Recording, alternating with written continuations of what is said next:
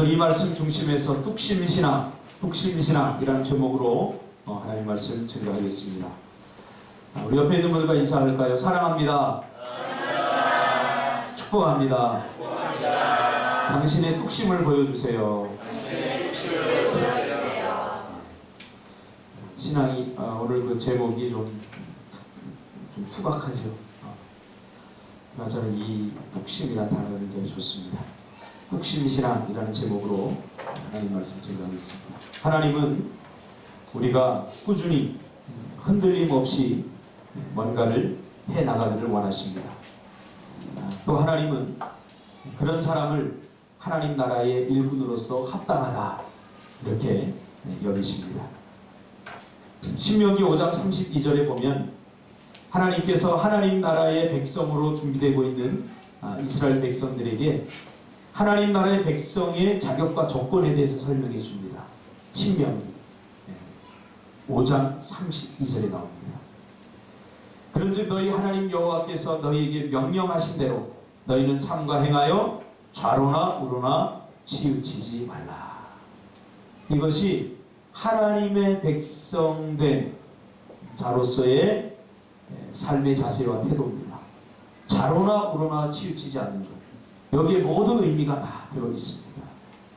무슨 말입니까? 이 신명기는 이스라엘 백성들의 1세대가 실패를 합니다. 가나안 땅에 들어가는데 실패를 합니다. 왜요? 좌로나 우로나 치우치게 되죠. 뭐 먹을 것이 없으면 먹을 것이 없다 불평하고, 마실 물이 없으면 마실 물이 없다 불평하고, 내 하나님이 어디 있냐? 조금 힘들고 어려우면 우리 다시 애국으로 돌아가자 그러고 들쭉날쭉합니다. 좌로나 우로나 막 치우쳐버립니다. 결국은 가나안 땅을 이 1세대가 하나님이 약속하셨음에도 불구하고 얻지 못하게 됩니다. 여러분, 하나님이 약속하신 것들을 얻어내는 성도들 되기를 바랍니다. 믿음이 없으면 아무것도 얻어낼 수 없어요. 그래서 1세대는 가나안의 복을 누리고 가나안에 들어가는데 실패를 하게 되죠. 그래서 2세대와 하나님께 다시 언약을 맺는 그런 모습들이 나오는데, 특별히 하나님의 백성의 자격, 그 기본적인 자격이 무엇인가에 대해서 이야기해 주는데, 그것은 바로 좌로나 우로나 치우치지 말라. 다시 말하면 흔들림 없이 계속 해나가는 것이다. 가나안을 향해서 가는데 흔들리지 말아라. 뒤를 돌아보면서 애굽에서 우리가 괜히 나왔다 이런 말 하지 말라는 거예요. 조금 힘들고 어려우면 우리는 못해, 할 수 없어 하지 말라는 거예요. 하나님의 약속을 믿고 좌로나 우로나 치우치지 말고 너희들 하던 것을 흔들림 없이 계속해 나가라 이렇게 말하고 있는 거죠. 아무리 실력 있고 능력 있는 사람이라도 쉽게 흔들리고 쉽게 포기하고 들쭉날쭉하고, 그런 사람은 여러분 신뢰할 수 없는 거예요. 그런 사람은 어떻게 신뢰하고 여러분 맡길 수 있겠습니까? 생각해 보세요. 여기 좋은 TV가 있어요. 1000만원짜리 TV가 있어요. 막 금으로 막 장식이 된 게 있어요. 근데 그 옆에는 아주 값싼 막 그냥 파란만 TV가 한 대 있어요. 근데 이 값비싼 TV는 가끔가다 한 번 나와요. 근데 이 낡은 TV는 항상 나와요. 여러분 어떤 TV를 보겠습니까? 그래도 난 금이 좋아. 비유를 들면 비유의 본질은 잊어버리고 나 그래도 난 금이 좋아 이렇게 생각하는 사람이 있어요. 그렇잖아요. 아무리 좋은 TV라도 가끔 나오는 TV 여러분 보겠습니까? 조금 낡았어도 항상 나오는 TV 그거 보지 않겠어요? 하나님도 마찬가지예요. 하나님은 어떤 사람을 쓰시느냐? 능력 있고 실력 있고 큰 일을 할 수 있는 그런 능력 있는 사람이 아니라 항상 꾸준히, 항상 변함없이, 항상 그 자리에서 성실하게 일하는 사람들, 좌로나 우로나 치우치지 않는 사람들을 하나님께서 쓰신다. 그렇죠? 운동 선수들도 마찬가지입니다. 감독은 어떤 사람들을 써요? 항상 그 실력이 꾸준히 실력을 유지하는 사람들 쓰잖아요. 들쭉날쭉하는 사람 믿을 수 없어요.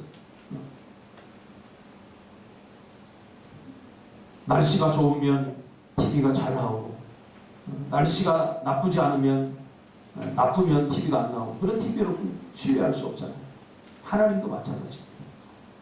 그런데 이 문제는 별거 작은 문제가 아닙니다. 많은 사람들이 이 문제를 굉장히 쉽게 생각합니다. 자루나 우루나 치우치는 거, 기분과 감정에 따라서 사는 거, 쉽게 다운되고 쉽게 절망하고 쉽게 침체하는 것, 이것을 뭐 성격의 문제, 어떤 성향의 문제, 혹은 어떤 기질적 문제, 컨디션의 문제 이렇게 취급해요. 그러나 꾸준하지 못한 이 문제는 신앙의 문제고 믿음의 문제고 영적인 문제입니다. 가만히 여러분의 삶을 돌아보세요. 무엇 때문에 신앙생활 제대로 못했나요? 무엇 때문에 기도하지 못했나요? 무엇 때문에 꾸준하지 못했나요? 꾸준하지 못함으로 인해서, 계속 해내지 못함으로 인해서 우리가 피해본 것은 무엇인가요? 가만히 생각해보면 이것은 그냥 성격과 성향의 문제, 어떤 내 기질적인 문제, 나는 쉽게 지쳐, 나는 쉽게 다운돼, 그런 문제가 아니라는 거죠. 이 컨디션의 문제도 아니라는 거죠. 이것은 꾸준하지 못함, 이것은 신앙의 문제고 믿음의 문제고 그리고 영적인 문제라는 거죠. 우리나라 말 중에 아주 투박하지만 제가 좋아하는 말, 이 말은 뚝심이라는 말입니다. 뚝심. 제가 학교 생활할 때도 좋아했던 친구들 가만히 보니까 뚝심 있는 친구들이었어요. 뚝심 있는 친구. 우직하다 이렇게 표현할 수 있죠. 뚝심이란 말은 굳세게 서서 버텨내는 힘, 그런 의미입니다. 굳세게 서서 버텨내는 힘.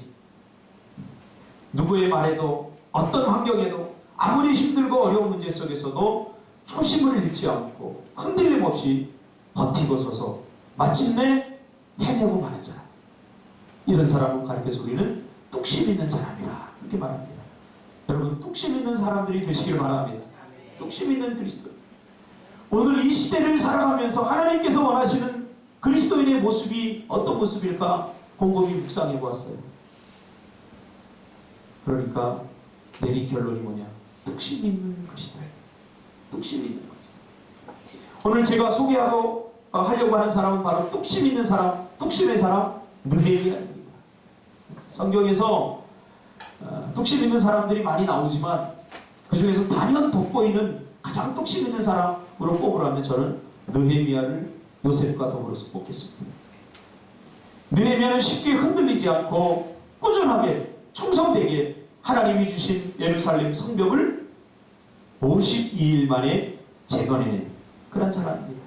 한 국가를 52일 만에 그 초속을 가진 사람이 바로 느헤미야죠. 여러분, 결코 쉬운 일이 아닙니다. 느헤미야가 52일 만에 이 성벽을 재건한 일은 결코 쉽지 않은 일이었습니다. 그럼에도 불구하고 그가 52일 만에 이 성벽을 재건한 것은 바로 그가 뚝심의 사람이었기 때문입니다. 쉽게 흔들리지 않았습니다. 목표를 향하여, 아까 장로님도 기도 중에 말씀하셨지만 목표를 향하여 흔들리지 않고 계속해서 꾸준히 그것으로 달려나갑니다. 52일 만에 성벽이 재건됐습니다. 그러면 무엇이 그를 뚝심의 사람으로 만들었는가? 오늘 두 가지 비결을 찾으려고 합니다. 그는 뚝심의 사람이었는데 그 뚝심으로 52일 만에 성벽을 재건했는데 무엇이 그를 뚝심의 사람으로 만드는가? 어떤 일에도 결코 흔들리지 않고 어떤 일에도 결코 포기하지 않고 좌절하지 않고 마침내 버티어서서 그 일을 해내는 뚝심의 사람으로 만들었는가? 첫 번째로 사명입니다. 하나님이 그에게 주신 사명, 그것이 그를 뚝심의 사람으로 만들었습니다. 여러분, 사명이란 무엇입니까? 사명이란 누구나 할 수 있는 것을 하는 것이 사명이 아닙니다. 나만이 할 수 있는 것, 아무도 하지 않기 때문에 나라도 해야 되겠다 하는 것이 사명입니다. 그러나 그 사명은 당연히 해야 될 겁니다. 당연히 해야 되는데 아무도 하지 않는 거예요. 이건 당연히 해야 되는 기본이야, 기본. 그런데 아무도 하지 않는 거야. 그러니까 나라도 해야 되겠다. 이것이 하나님이 우리에게 주신 사명입니다. 사명은 바로 여기서부터 시작되는 거예요. 사명을 찾지 못하는 사람들이 특징이 있습니다. 누구나 할 수 있는 일을 하려고 하니까 찾지 못하는 겁니다. 누구나 내가 굳이 하지 않아도 되는 일인데, 누구나 해도 되는 일인데, 가만히 보니까 쉽고 편한 일이거든요. 그러니까 그것을 하려고 하니까 사명의 길을 찾지 못하는 거예요. 이건 이래서 못하고 저건 저래서 못하고, 이것은 이래서 안 될 것 같고 저것은 저래서 안 될 것 같고. 근데 사명은 뭐예요? 내가 아니면 안 돼. 내가 아니면 안 돼. 그러니까 할 수 있게 돼요. 사명은 아무도 하지 않는 일, 즉 새로운 직업 찾기라고 많은 사람들이 생각합니다. 아니죠. 아무도 하지 않는 일이다, 새로운 일이다, 그러니까 뭐 새로운 직업, 새로운 진로를 찾는 것이다, 이렇게 착각해서도 안 됩니다. 이 사명이라는 것은 아무도 걷지 않는 길을 걷는 거예요. 이미 같은 직업이 있을지라도 그 아무도 걷지 않는 그 길을 걷는 것, 그것이 사명입니다. 어메이징 그레이스라고 하는 영화가 있습니다. 18세기 영국의 위대한 정치가인 윌리엄 윌버포스를 그린 영화입니다. 이 윌리엄 윌버포스는 촉망받는 그런 천재적 정치가였습니다. 그래서 21세에 영국 하원 의원이 당선이 됩니다. 불과 21세 날. 그래서 국회의원이 딱 되고 보니까 이 사회가 너무 부패하고 타락한 거예요. 이대로 가다간 이 나라가 망할 것 같은 거예요. 근데 그 하원 의원 중에, 국회의원 중에 그리스도인이 많음에도 불구하고 그 부패한 세상, 그 잘못되어가고 공의가 땅에 떨어져가는 그런 부패한 도덕, 부패한 일들을 보고 아무도 나서지 않은 거예요. 왜? 자기가 살아야 되니까 맞죠. 그리고 그 부패의 중심에는 그 국회의원들이 다 있는 거예요. 근데 이 윌리엄 윌버포스가 아무도 가지 않는 길을 가기로 원합니다. 이 윌리엄 윌버포스의 사명은 국회의원이 되는 것이 아니었어요. 많은 사람들이 착각을 합니다. 내가 사장이 되고 내가 무엇이 되는 것이 사명이라고 생각합니다. 즉 어떤 직업을 갖는 것이 사명이라고 생각합니다. 절대 아닙니다. 의사가 되는 것이 사명이 아닙니다. 진정한 사명자가 되려면 그 앞에 우리가 한 가지 물어야 되는데, 이게 뭐냐? 어떤 의사인가? 국회의원이 되는 것이 많은 사람들이 사명이라고 착각해서 국회의원이 돼버리면 그 다음부터는 자기 잘 먹고 잘 살기 위해서 살아갑니다. 그러나 우리는 그 앞에 물어야 되죠. 나는 과연 어떤 국회의원인가? 의사가 되는 것이 여러분 사명입니까? 그건 절대 사명이 될 수 없습니다. 어떤 의사인가? 이 윌리엄 윌버포스도 여전히 마찬가지죠. 그가 국회의원이 되어서 보니까 너무 영국 사회가 부패한 거예요. 특별히 그 중에서 가장 부패한 게 있는데 뭐냐면 노예제도, 노예무역. 당시만 해도 영국의 경제의 한 12% 정도 해당하는 그 재정이 노예무역을 통해서 얻어진 그런 재정이었어요. 그러니까 쉽게 포기하지 못하는 거예요. 아프리카에 가서 그 노예들을 잡아다가 그 노예들을 팔아서 나는 이윤을 가지고 나라의 경제를, 또 나라 사람들을 먹여 살린다는 거예요.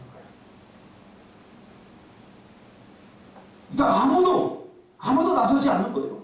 이것은 분명히 하나님이 기뻐하지 않는 일이잖아요. 이 노예무역은 폐지되어야 되잖아요. 근데 아무도 나서지 않는 거예요. 그래서 1788년에 그는 자신이 아무도 걷지 않는 이 길을 난 걸어야 되겠다.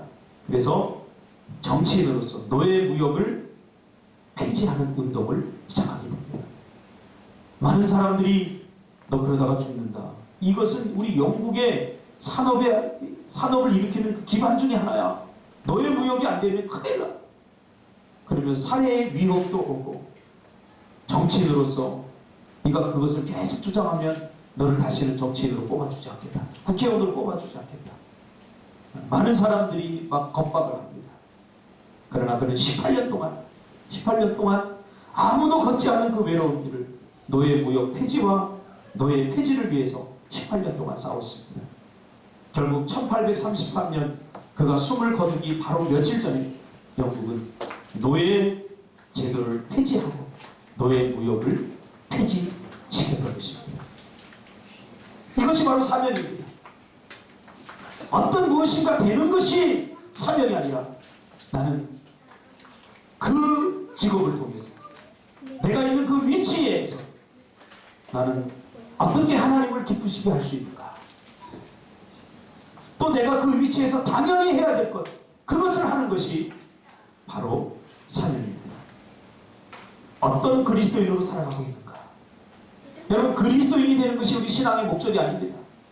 내가 구원받는 것이 신앙의 목적이 절대 아닙니다. 구원받은 나는 어떤 그리스도인으로 살아가고 있는가, 나는 지금 어떻게 무엇을 하면서 내 삶을 통해서 하나님께 어떻게 영광을 돌리고 있는가, 이것이 중요합니다. 제가 요즘 정도전이라고 하는 사극을 아주 재미있게 잘 보고 있습니다. 이제 고려의 버팀목이었던 정도전이 이방원에 의해서 죽습니다. 그리고 친구가 죽자 이 정도전은 방황을 합니다. 그가 정말 나라다운 나라를 세우기 위해서, 그가 학자가 된 것은, 학문을 하는 것은 학문에 기초한 온전한 나라를 만들기 위해서 학문을 했는데, 정작 학문을 통해서 나라의 정계에 진출을 하고 보니까 이거는 학문 배운 대로 안 되는 거예요. 너무 부패해 있고 배운 게 절대로 그 고려를 버티게 하지 못하는 거예요. 그래서 그는 자신을 스스로 밥벌어지다 그렇게 칭합니다. 밥벌어지, 학자이지만 정치인이지만 제9시를 하지 못하는 반만 축내는 밥벌어지다. 정도전이 그렇게 자신을 부르고 다닙니다. 역할과 책임을 못하는 무늬만 성리학자, 자신을 가리켜서 말로만 떠드는 자, 밥벌어지다 그렇게 이야기합니다. 그리고 이성계를 만나서 새로운 나라를 꿈꾸게 되죠. 그래서 어제는 그 정도전과 이성계가 왕이 되주십시오. 아니다, 나는 왕이 되지 않을 거다. 그렇게 막 설전을 벌이면서 정도전이 한마디 합니다. 산다고 다 사는 것이 아니다. 사람답게 살아야 사람 사는 것이다. 우리가 숨을 쉰다고 다 사는 겁니까? 우리가 산다고 이게 다 사는 겁니까? 사람답게 살아야 됩니다. 그게 뭐냐? 사람답게 사는 것이 뭐냐? 왜 이성계가 왕이 되어야 되느냐? 왜 자신이 목숨을 걸고 이 일을 하느냐? 그를 분명하게 밝힙니다. 모든 민초들의 고통스러운 삶을 그가 다 보았기 때문에, 모든 민초들 중에 단 한 사람이라도 고통스러운 사람이 있다면 자신은 이 배업을 계속해 나갈 것이다. 그게 억울하게 고통당하는 자들, 억울하게 땅을 빼앗기는 자들, 불법이 횡행하고 그런 사람들 가운데 단 한 사람이라도 억울한 사람이 없고, 단 한 사람이라도 고통스러운 사람이 없는 그러한 세상을 만들기 위해서 나는 계속해서 이 배업을 우리가 해나가야 된다. 이렇게 밝히고 있습니다. 여러분, 그리스도인이라고 다 그리스도인이 있습니다. 밥벌어지 그리스도인 되지 말기를 주님의 이름으로 축복합니다. 할렐루야. 밥벌어지 그리스도인. 그래서 수요일날 제가 설교했습니다. 왜 우리가 세상에 나가서 나는 그리스도인이라고 떳떳하게 말하지 못하는 거야? 떳떳하게 당당하게 밝히지 못하는 거야? 그 속내가 뭔가? 많은 사람들이 그렇게 생각해요. 내가 그리스도인이라고 밝혔는데 나는 그리스도인답게 살지 못하니까, 그러면 혹시 하나님의 이름이 땅에 떨어질까 봐, 나 때문에 하나님이 욕먹을까 봐 자신을 속이는 거예요. 설령 내 행동을 통해서 하나님이 욕먹더라도 나는 그리스도인이라고 밝혀야 됩니다. 이게 진정한 그리스도인입니다. 그래서 사명자는 반드시 어떤 성과를 내게 되어 있습니다. 말로만이 아니라, 계획만 세우는 것이 아니라, 작심삼일로 끝나는 것이 아니라 반드시 어떤 결과물을 만들어내게 되어 있습니다. 누가요? 사명자가요. 느헤미야 보세요. 내가 52일 만에 성벽을 재건하겠습니다. 말로만 성벽을 재건했나요? 그렇지 않습니다.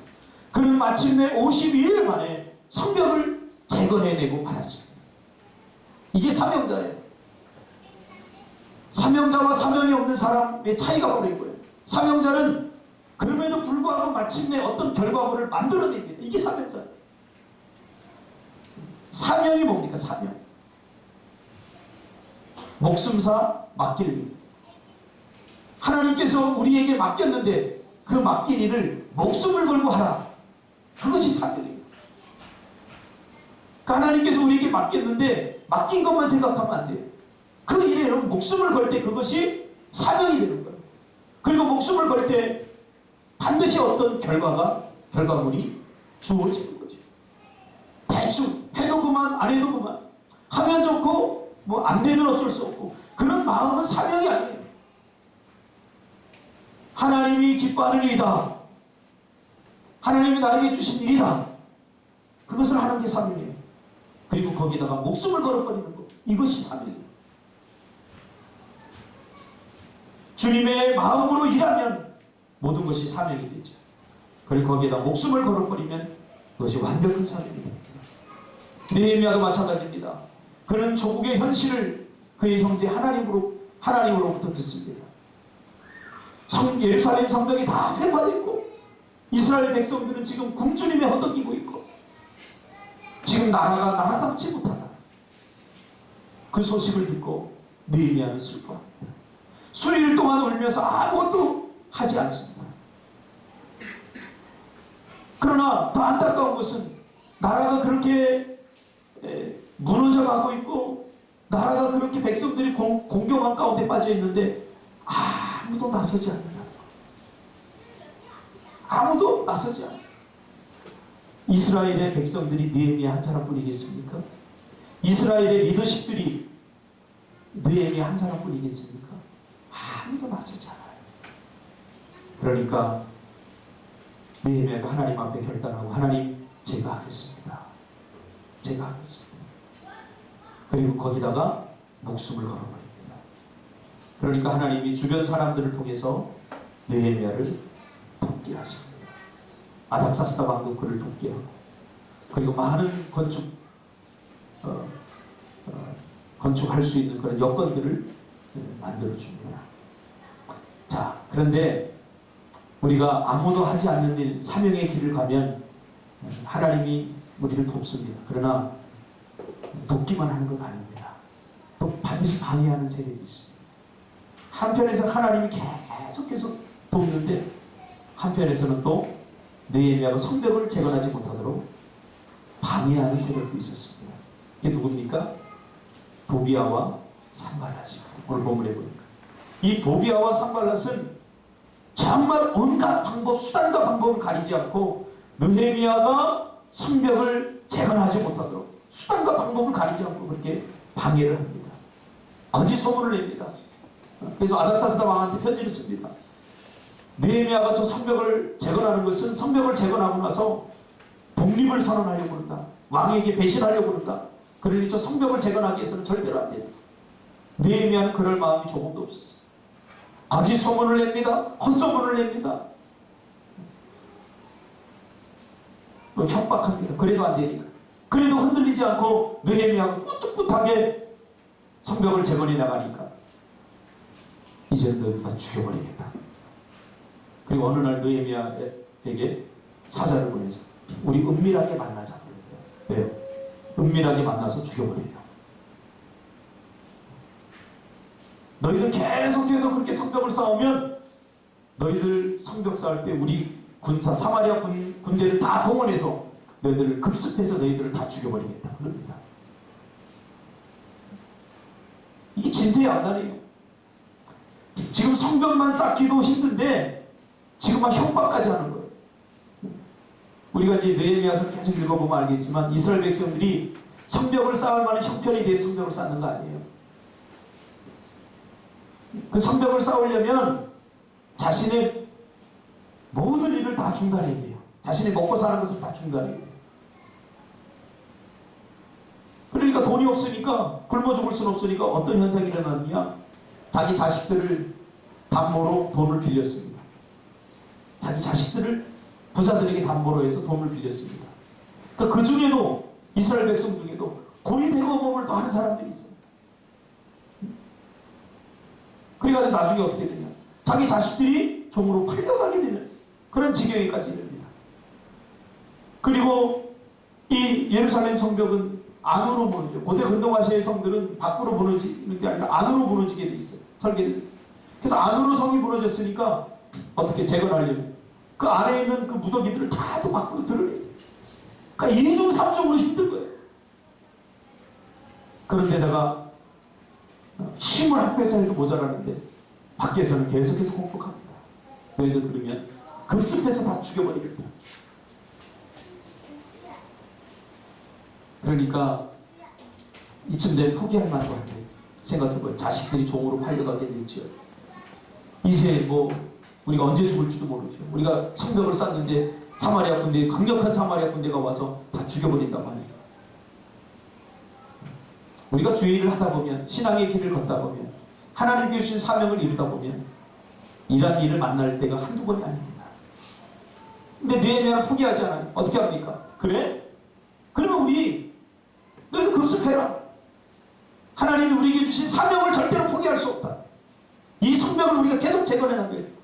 전부 다 칼을 찾아야 합니다. 갑옷을 다 입게 합니다. 그리고 일을 하다가 적군이 기습을 하면 가서 싸우겠다는 거예요. 의지를 표명하는 거예요.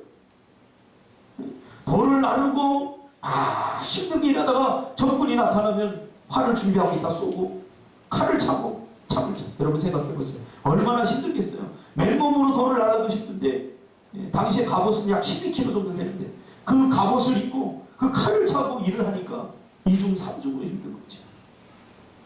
사명의 길은 결코 쉽지 않습니다. 여러분 쉽고 편하게 신앙생활을 하려고 하면 절대 신앙생활을 할 수 없습니다. 나 하고 싶은 거 다 하고 절대 신앙생활을 온전히 할 수 없어요. 그래도 안 되니까, 그래도 포기하지 않으니까 그 성벽이 그래도 쭉쭉 올라가거든요. 오늘 본문은 바로 이 시점이에요. 그래도 성벽이 한 중간쯤 이렇게 올라가요. 그리고 다 이어졌어요. 이제 높이만 쌓으면 되는 거예요. 성벽을 각 구역으로 12구역으로 나눠가지고 12지파가 가장 가까운 지역에 있는 성벽을 쌓도록 되어 있거든요. 그런데 성벽이 그래도 올라가니까 이제는 어떤 방법을 쓰냐? 조롱합니다. 도비아와 산발랏이 나면 야! 그 성벽 그걸 쌓다고 쌓은 거냐 지금? 그 여우가 올라가도 다 무너지겠다. 너희 그 쌓아도 필요 없어. 다음 주에 비 온다고 했는데 비 오면 그 다 무너질 거야. 다 헛수고야 너희들. 절대 그거 하지 마. 그러면서 조롱하고 비웃습니다. 가장 치졸하고 더러운 방법이 다 동원이 되죠. 이게 사단이 쓰는 방법입니다. 우리가 무엇인가 하나님이 주신 위대한 사명을 감당하려고 할 때 하나님은 도우시지만 사단은 여전히 한편에서 우리를 방해합니다. 제가 교회를 지금 목회를 해 나가고 있을 때도 하나님 한편에서 도우시지만 하나님의 도움만 있는 거 아니에요. 한편에서는 수많은 사단이 더럽고 치사한 방법으로 무너뜨리고 쓰러뜨리려고 순간순간 공격한다는 거죠. 여러분도 경험하고 있지 않습니까? 내가 신앙생활 좀 제대로 하려고 하면 하나님이 도우시지만 또 한편에서는 방해합니다. 그러나 느헤미야는 그런 것에 귀를 기울이지 않고 낙심하거나 좌절하지 않고 두려워하지 않고 묵묵히 흔들림 없이 해나갔습니다. 이것이 하나님의 백성들의 삶의 자세와 태도입니다. 할렐루야. 보세요. 이것은 이래서 못하고 저것은 저래서 못하고 핑계대고 변명하는 것이 아니라 사명자는 그럼에도 불구하고 해내는 것입니다. 거기다 목숨을 걸어버리면 됩니다. 힘들다고 어렵다고 어쩔 수 없었다고 멈추는 것은 절대로 사명이 아닙니다. 핑계거리만 찾아서 자기 변명하고 나는 이래서 못했어, 나는 저래서 못했어. 하나님 그거 봐주지 않아요. 사명자는 그럼에도 불구하고 해내시기를 바랍니다. 할렐루야. 그럼에도 불구하고 해내는 사람. 그럼에도 불구하고. 여러분 성공한 CEO들 보세요. 그럼에도 불구하고 다 해낸 사람들이에요. 나는 이것 때문에 나 실패했어. 그러면서 그 사람 평생 원망하면서 자신의 인생을 허비하지 않았다. 나 이래서 못하고 저건 저래서 못해서 그런 사람이 없어요.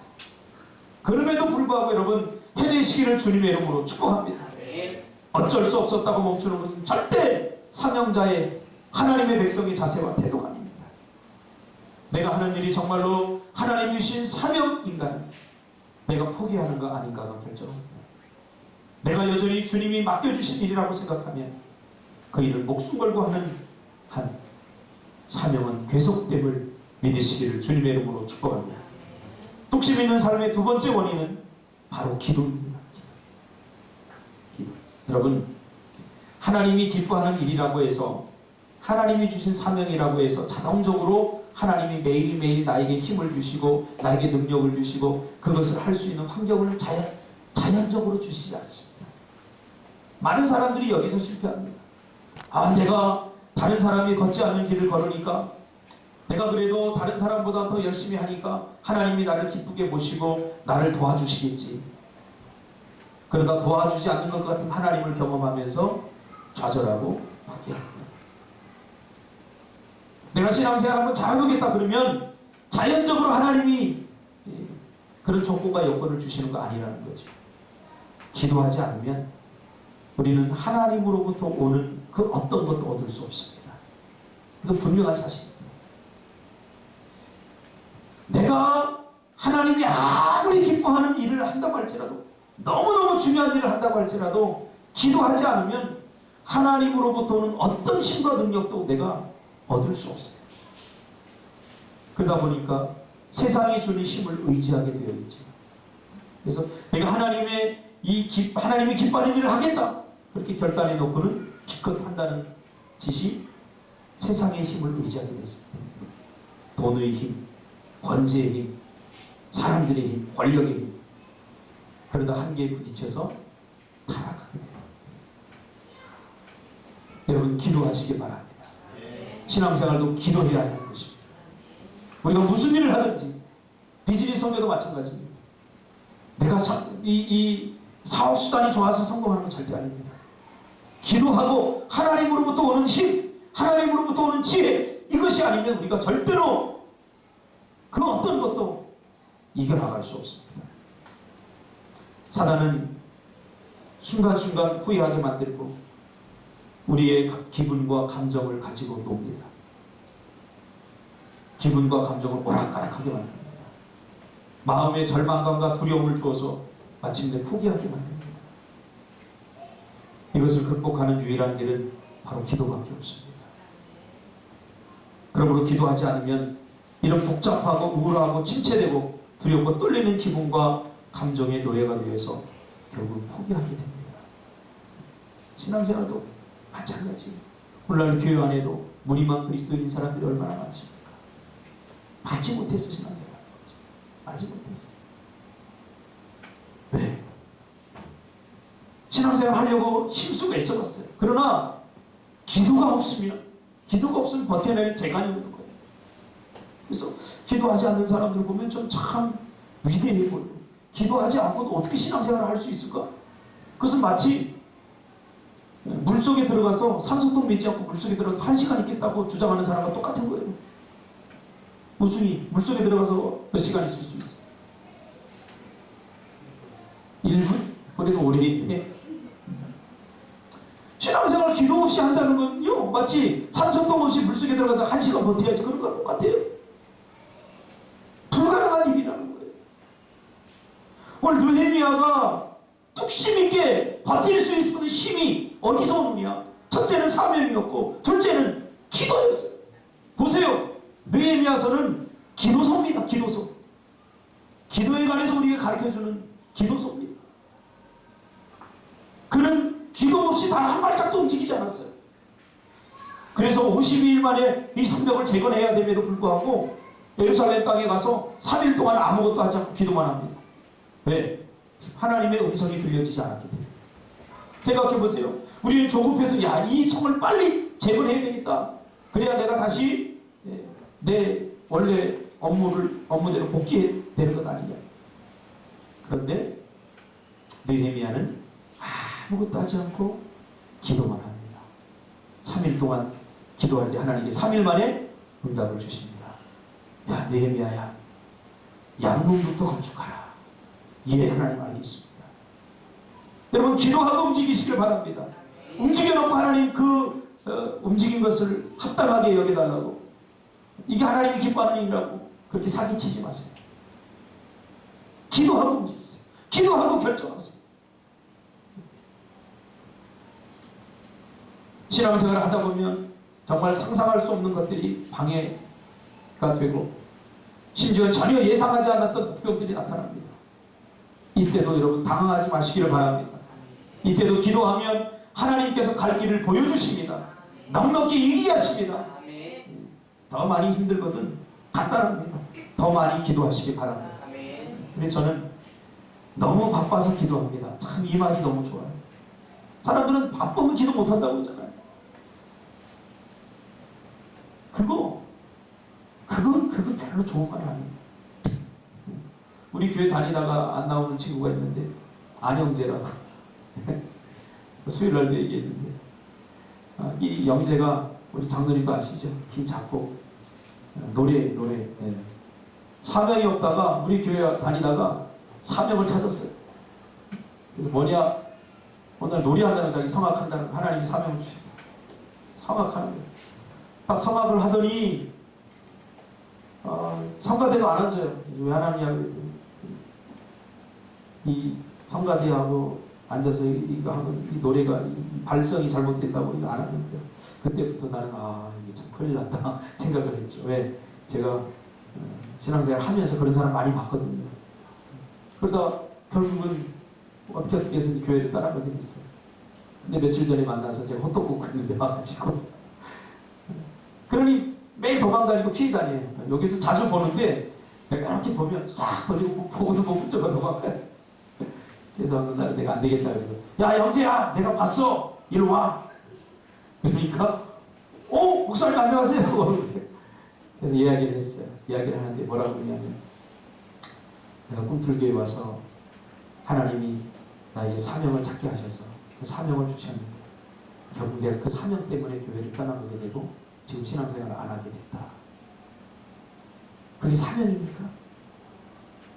하나님이 꿈을 주셨는데 하나님이 주신 꿈 때문에 믿음을 포기하고 신앙을 포기했다면 이게 진정한 꿈이냐 말이죠. 제가 그랬어요. 이게 다 과정이다. 경제한테 다시 돌아와라. 돌아와라. 다 신앙생활을 들어가라. 우리가 알지 못할 때는 내 힘으로 다 될 것 같고 내가 가진 능력으로 다 될 것 같고 영재가 재능은 있는 것 같아요. 짧은 시간에 예고 들어갔잖아요. 몇 달 하고 나서 예고 들어가고 또 학교에서도 막 칭찬하고 그러니까 야 내가 재능이 있나 보다 내가 잘하나 보다 이 착각했던 거죠. 근데 지금 1수, 2수, 3수, 4수 또 몰라요. 뭐 서울대 간다니까 또 떨어질 것 같아요. 그러니까 안 되는 사람 딱 불가능한 꿈만 꾸는 거예요. 이게 사명입니까? 자기 욕심이지. 그래서 내가 돌아와. 기도 없이 아무것도 이룰 수 없을 때 기억하세요. 기도 없이 아무것도 안 됩니다. 가만히 보면 기도 없는 사람은 요랬다 저랬다 합니다. 아침과 점심 때 기분이 다릅니다. 저녁 때 또 기분이 다릅니다. 순간순간 달라요. 왜? 사단이 그 사람의 감정과 기분을 갖고 노니까 그래요. 그러나 기도하면 그 기분과 감정을 내가 통제할 수 있어요. 할렐루야. 그런 사람이 멋진 사람이잖아요. 언제나 웃을 수 있을 때 웃을 수 있고 언제나 울 수 있을 때 울 수 있는 기분. 그래서 사단에게 붙들리면 슬퍼도 울지 못합니다. 기뻐도 웃지 못합니다. 사단에게 붙들리면 쉽게 흔들리고 요동치게 되어 있습니다. 그런 기분과 감정에 붙들리면 절대로 하나님의 일을 할 수 없습니다. 여러분 강력하게 기도하시기를 바랍니다. 기도의 사람이 되시기를 바랍니다. 기도하면 주도적 인생이 됩니다. 끌려다니는 인생이 아니라 주도적 인생입니다. 보세요. 오늘 느헤미야가 무슨 짓을 아무리 떠들어도 그래 너는 떠들어라. 그리고 그 일을 마침내 하잖아요. 얼마나 두렵겠습니까 여러분. 자신의 목숨이 위협받는데요. 얼마나 열악한 상황입니까. 앞을 봐도 뒤를 봐도 도와줄 사람 없잖아요. 진퇴양난에 빠졌잖아요. 느헤미야가 이 성벽 재건 안 한다고 누가 뭐라고 하는 사람 한 사람도 없어요. 그러나 하나님이 주신 사명이기 때문에 그는 기도하면서 그 순간순간 기분과 감정에 빠지지 않고 이 일을 감당하는 것을 보게 됩니다. 그 힘이 어디서 나온 걸까요? 기도에서 나온 거예요. 기도하면 여러분 힘이 생깁니다. 기도하면 희망이 생깁니다. 기도하면 용기가 생깁니다. 막 의욕이, 욕망이 막 솟아옵니다. 기도하면. 저도 편하게 좀 이렇게 쉬면 좀 체력이 회복되겠지. 그런데 쉬는 날은 더 힘들어요. 더 힘들어요. 이게 참 이상해요. 한 며칠 아무것도 안 하고 쉬면 막 힘이 생길 것 같은데 더 힘들어요. 제가 며칠 호떡을 굽다가 하도 힘들어가지고 집사람한테 우리 뭐 이거 뭐 해도 되고 안 해도 되고 뭐 그렇지 않아? 그러니까 우리 며칠 쉬다 그랬는데 한 이틀 쉬었는데 더 힘들어요. 집사람도 막 다운되고 나도 막 이게 막 먹는 게 체하고 막 더 힘들어요. 근데 금요일날 다 기도하고 나니까 힘이 생기더라고. 할렐루야. 막 희망이 생기더라고. 우리 리즈니 성전 쪽 퓨전도 직접 한다니까 밑에 있는 그 떡볶이집 아줌마가 난리 났어요. 박형선 목사도 아니라 뭐 다 떠들고 돌아다녀요. 그 소리를 들으니까 또 이게 좀 내일이라면 내가 그냥 내려놓겠는데 생각해보면 자본주의 사회에서 보면 거기 얼마나 많습니까 하는 거예요. 근데 꼭 교회 목사 그런 게 최대한 약점이에요. 나가서 무슨 말 하지도 못해. 그럼 우리 그러면 그런 논리라면 가서 이데아 다 때려 부셔야 되잖아. 맞죠? 이데아 맞아요? 네? 그럼 우리가 카페 생기니까 며칠 만에 또 더 크게 생겨. 그런 논리라면 우리가 다 때려 대모해야 되잖아. 이게 그리스도인이라는 것이 이게 최고의 약점이에요. 목사, 뭐 장로님도 마찬가지예요. 장로라는 것이 이게 약점이에요. 뭐 조금만 잘못해도 지리는 막 매일 잘못하면서 그러다 조금 뭐 잘못하면 뭐 장로가 그럴 수 있느냐, 목사가 그럴 수 있느냐. 여러분도 그렇잖아요. 그래서 부담스러워서 신앙생활 적당히 하는 거잖아요. 여러분 다 이해합니다. 내가 그리스도인이라고 밝히면 괜히 그냥 짐진 것 같고 괜히 뭐 이렇게 째려보고서 야 너 교회 다니면서 그래도 돼 그러잖아요. 얘랑 모르겠다. 내 그리스도인이라고 밝히지 말자. 그러잖아요. 다 이해합니다. 그래도 밝힙니다. 시인이었던 다윗은 악인과 복 있는 사람을 시편 1편에서 이렇게 나눕니다. 악인과 의인. 누가 의인이고 누가 악인이냐. 한마디로 말하면 의인은 뿌리 깊은 나무가 나는. 그런 악인은 바람에 나는 겨처럼 흔들린다. 왜 그래? 뿌리 내리지 못했기 때문에. 뿌리가 없기 때문에. 뿌리가. 어떤 뿌리? 믿음의 뿌리, 기도의 뿌리, 사명의 뿌리가 없는 사람이. 그래서 흔들려. 하다가 조금 힘들면 에이 하고 포기해. 뿌리가 내리지 않았기 때문에. 팔레스타인의 이 포도들은 팔레스타인이 아주 척박한 땅이잖아요. 아주 잘 자라요. 그래서 야, 이 포도들이 어떻게 잘 자라? 학자들이 연구했대요. 농업학자. 그러니까 포도 그 뿌리가 깊이 밑으로 뻗어나가지고 요단강까지 이게 뿌리가 내려지는 거예요. 그러니까 다 메말라고 가물었는데 다른 나무들은 다 말라 죽는데 이 포도나무는 말라 죽지 않는다. 여러분, 우리는 위로 성장하기 전에 뭐죠? 밑으로 성장해요. 나무도 마찬가지예요. 나무는 지금 이 겉을만 보면 이 가짜 나무라 그러는데 위로 성장해서 멋져 보이지만 이 나무가 이렇게 자라기까지 밑으로 먼저 자라요. 밑으로 뿌리를 내려요. 양분을 빨아들일 수 있도록 하고 또 이 뿌리의 역할이 뭐예요? 지탱하는 힘이죠. 겉모습만 뭐 예배드리고 기도하고 이런 겉모습만 우리가 가지고 살지 말고 예배를 드렸으면 내가 하나님을 만났는가? 예배에 만족하지 말고 내가 어떤 예배를 드렸는가? 기도를 했다면 기도 시간에 나왔다는 걸 만족하지 말고 내가 기도 시간에 하나님과 교제했는가? 하나님과 교류가 있었는가? 나는 어떤 기도를 드렸는가? 이제 이것 갖고 우리가 싸워야 되지 않겠습니까? 기도 드린 것으로 기도 시간에 나온 것으로 만족하는 게 종교예요. 예배 시간에 참여한 것으로 만족하는 게 종교예요. 그럼 어떤 예배를 드렸는가? 정말 말씀을 통해서 하나님을 만났는가? 내 삶이 회복되었는가? 그게 중요한 거죠. 헌신도 마찬가지입니다. 적당히 해서는 되는 일이 아무것도 없습니다. 흉남한 데서는 절대 안 됩니다. 예린아, 공부하기 힘드니까 적당히 해라. 이거 있을 수 없는 일이야. 근데 유독 신앙의 여정 속에서만 제대로 하라고 사람들이 가르치지 않습니다. 여러분 청년들은 나중에 나이 애기 나면 다른 건 다 적당히 하더라도 신앙생활을 제대로 하라고 가르치지 말아요. 나이는 그럴 것 같아요. 나이는 감춰갖고 자식 나면 하나님의 말씀대로 가르치시기 바랍니다. 네. 그래서 그것이 나이가 보면 나이가 굉장히 똘똘해. 판단력 뭘 한 번 하면은 정말 해내고야 마는 사람. 나이를 보면. 그래서 나이를 내가 다시 갖다니까. 그러니까 지금 직업을 구하는데 안 되니까 어제 금요일날 얘기하는 거 기도하고 나서 목사님 저 공장에 가기로 했어요. 이게 중요한 거예요. 공장에 가서 하다 보면 하나님이 더 좋은 거 주십니다. 더 좋은 건 내 실력에 내 능력에 내 대학 나왔는데 내가 뭐 그런 일 할 수 있겠어? 그런 사람 평생 그 저쪽에 대학 나와. 제가 그랬어요. 마음 한켠에 아련한 마음이 들면서 그래 나이야 잘했다. 공장에 가서 일해봐. 그럼 하나님께서 더 좋은 거 주실 거예요. 할렐루야. 보세요. 반드시 더 좋은 거 주십니다. 이게 사명자의 삶의 자세가 된대요. 안 되니까 어쩔 수 없다. 그러면서 포기하고 그게 아닙니다. 기도하시기 바랍니다. 기도하면 실전에 강한 사람이 됩니다. 기도하겠습니다. 하나님 아버지